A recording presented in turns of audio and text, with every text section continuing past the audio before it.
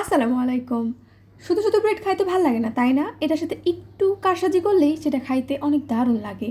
তো চলো এরকমই একটা কারসাজি করার রেসিপি তোমাদের সাথে শেয়ার করি। তো এর জন্য প্রথমে আমাদের ব্রেডের ভেতরে দেওয়ার জন্য স্টাফিং বানাতে হবে, আর সেই স্টাফিংয়ে থাকবে মেইন আলু। সেই আলুটাকে আগে বয়েল করে ভালো করে ম্যাশ করে নিতে হবে।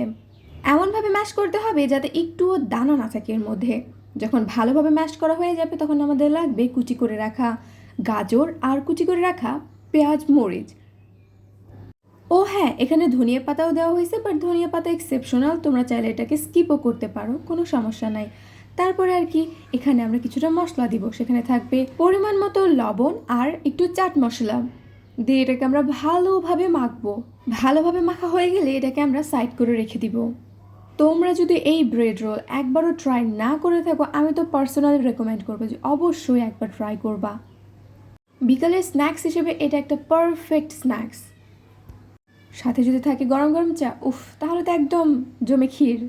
তো এখন ওটা আমরা সাইড করে রেখে এখানে একটা ব্রেড নিয়ে সেটাকে ভালোভাবে বেলে পাতলা করে নিব, আর এরপরে চার সাইডে ভালো করে কেটে নিব। আর কাটার পরে চার সাইডগুলো ফালাই দিবা না, কারণ এটা তোমরা অবশ্যই খেতে পারো। আমার আম্মা কখনো এগুলো ওয়েস্ট করে না, সবসময় এগুলোর সাইডগুলো রেখে দেয়, কারণ জানে একটা বাসায় খাদক আছে, সে খেয়ে ফেলবে সব। যাই হোক, জোকস অ্যাপার্ট, এরপরে যে বেলে রাখা রুটিটা, এর মধ্যে আমরা যে স্টাফিংটা বানাইছিলাম সেই স্টাফিংটা দিয়ে এখন এটাকে আমরা রোল বানাই নিব। রোল বানিয়ে নিয়ে এর মুখে সামান্য পরিমাণে পানি দিয়ে এটাকে আমরা লাগিয়ে দিব। পানি দিলে হবে কি যে রোলটা খুলে যাবে না, আর নর্মালি যদি লাগাতে চাও তাহলে রোলটা খুলে যাওয়ার সম্ভাবনা থাকতে পারে ভাজার সময়।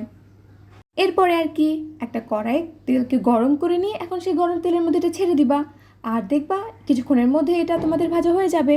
এখন আর কি, সন্ধ্যাবেলা গরম গরম চার সাথে এটাকে এনজয় করো। আজকের জন্য এই পর্যন্তই। ভালো থেকো, সুস্থ থেকো, আর ভিডিওটা ভালো লাগলে please do like, comment, share and subscribe. আল্লাহ হাফেজ।